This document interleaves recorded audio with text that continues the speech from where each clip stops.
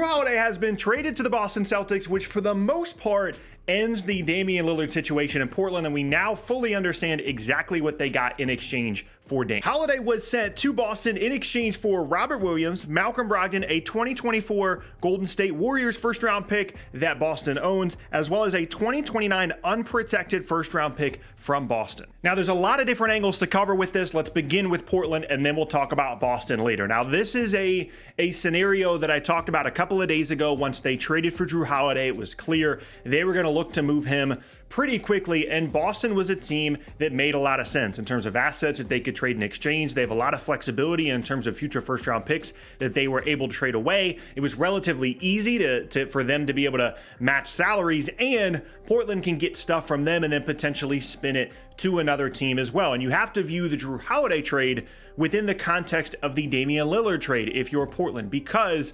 presumably they chose the Milwaukee trade package in which they got, yes, DeAndre Ayton, but specifically in exchange from Milwaukee, they got Jrue Holiday, they got 2 pick swaps, and they got a first-round pick in 2029 unprotected. And that situation, in comparison to what they could have potentially gotten from Miami, which reportedly was Tyler Hero, maybe 3 first-round picks in addition to Tyler Hero from Miami.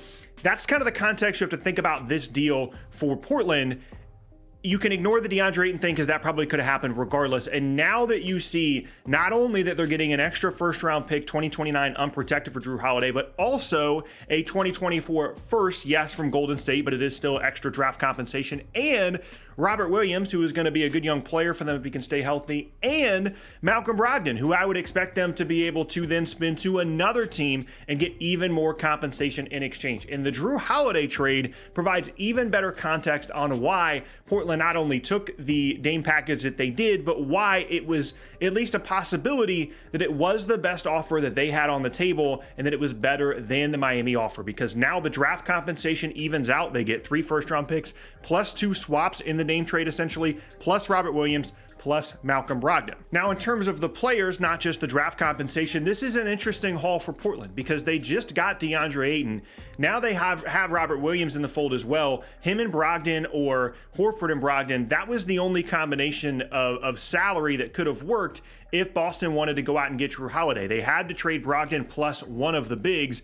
I was thinking that maybe it would be Al Horford. Obviously, it's someone that they still were counting on last year, but the youth and the upside of Robert Williams, I thought maybe they would prioritize that over Al Horford. Ultimately, they trade Robert Williams and Brogdon because that's how they had to make the salaries work. And Portland has Williams and Ayton now as their center rotation, which is interesting because of the youth, but also, that's a position that teams generally don't, allocate a lot of money and prioritize a lot to. And now they've got 2 guys, Ayton that's being paid a lot, and Williams that's being paid, decently well, collectively at the 5 spots. It's going to be interesting to see how they work that out moving forward. But clearly they valued the asset of Robert Williams, and again, his salary had to be involved in the trade. Maybe they look to trade him down the road potentially, but for now, I would expect him to stay in Portland. And then the Brogdon piece of this is interesting because before Boston made the Kristaps Porzingis trade, there was the possibility of them including in that deal Malcolm Brogdon ending up with the Clippers, and they were going to get a late first-round pick in exchange. So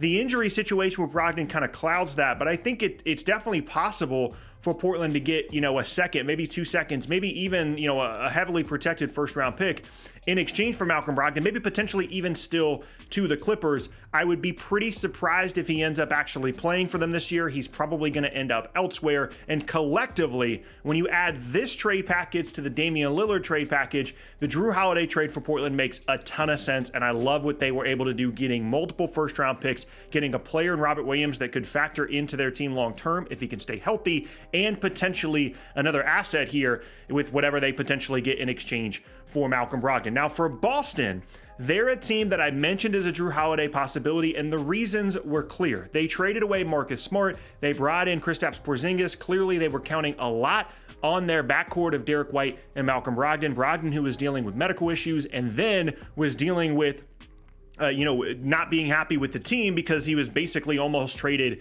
to the Clippers. They remedy the Brogdon situation. They bring in Jrue Holiday. That combination of perimeter players Holiday, Derek White, Jason Tatum, and Jaylen Brown, when locked in and ready to go defensively, is the best perimeter defensive group in the entire league, and it's not particularly close. That is an unbelievable group in terms of versatility, flexibility, defensive ability. It is just an out-of-control defensive unit. No disrespect to someone like Marcus Smart, who won Defensive Player of the Year not too long ago. Jrue Holiday is still, at this stage of his career, one of the best perimeter guard defenders in the league. And when you add him to Derek White, Tatum, and Brown, and then whoever's at the 5 spot, whether that be KP or Al Horford, that's an unbelievable group and provides them more flexibility in the backcourt to guard against, potentially a down Derek White season or series. Maybe he's not playing well in a playoff series. Having Jrue Holiday there as the insurance, I love this deal for Boston. This is the kind of deal that true contenders make, and that's what Boston is. They made the finals 2 years ago. They were close last year.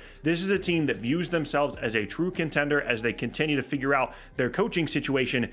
And this is a unit that I would be absolutely terrified to play against. I was unsure if Boston was going to be willing to go forward with the Holiday trade because it was going to limit their options in the front court, having to trade away either Al Horford or Robert Williams just from a salary perspective, and then having to count on, Porzingis or Williams or Horford collectively, two of those guys, both of those guys that are left over to stay healthy. That was a concern, but strictly from a talent standpoint, this is a really, really good deal for Boston, and it's a bet on thinking that this group is going to figure it out this year better than they did last year in their second year under Joe Mazzulla and be the best defensive team in the league. On paper, the way that this roster is constructed, they should compete to be the best defensive team in the league, and that lineup, whether it's Porzingis or Horford at the 5, should compete to be the best defensive 5-man unit in the entire league. I love this trade for Boston. I'm interested to see how it goes this season offensively because they don't have a lights-out perimeter spacer other than obviously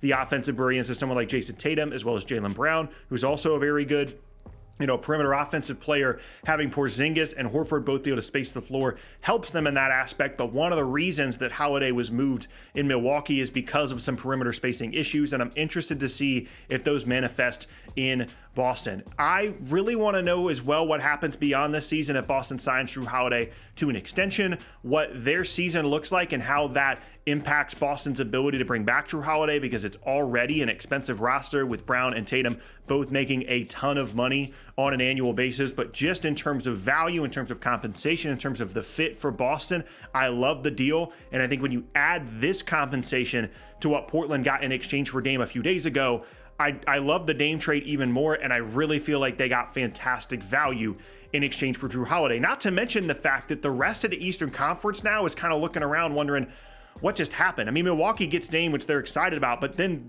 Boston adds Jrue Holiday basically out of nowhere, which is a massive upgrade for their roster.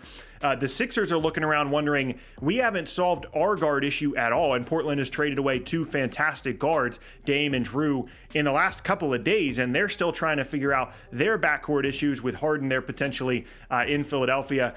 This is a super, super fun trade. And again, if you're one of those people that looked at the initial compensation in exchange for Dame and thought, I don't know if that's enough. I don't know if they got enough. I don't know if maybe they were being bitter and decided not to take the Miami Heat offer, even though it was better, just for the sake of not trading him to Miami. I think it's clear now that there's a big gap in terms of overall value around the league between Jrue Holiday and Tyler Hero. And that's what the compensation came down to. They were getting similar, returns in terms of draft picks in exchange between whether it be Milwaukee or Miami. And they just knew that Jrue Holiday was worth more than Tyler Hero, even on an expiring contract, even being older, even not having a great postseason last year. Jrue Holiday is an incredible addition to a Boston team that I'm sure a week ago thought there was a 0% chance that was a player they were going to be able to add. So just to kind of put a bow on exactly what the Damian Lillard trade package, exchange was for Portland.